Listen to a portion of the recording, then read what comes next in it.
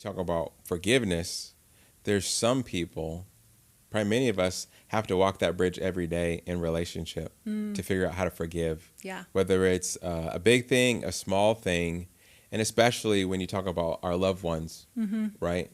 We're supposed to forgive them because they're family. And I think sometimes people live in that space of maybe unhealthy boundary of we're family and we can do whatever, say whatever.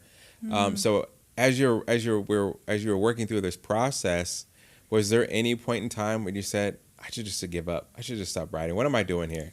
Did that ever happen?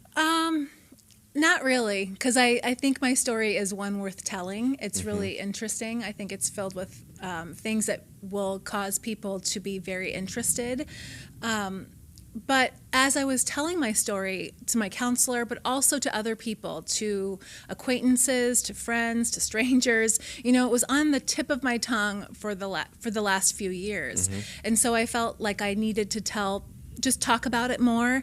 And when I would talk to people about my story, I noticed that it seemed okay to hold on to bitterness and anger in some situations, like for the big situations, for the really, really hard things that we go through. And that's not really how we're supposed to live our lives. We're supposed to forgive the big things and the small things. Yes.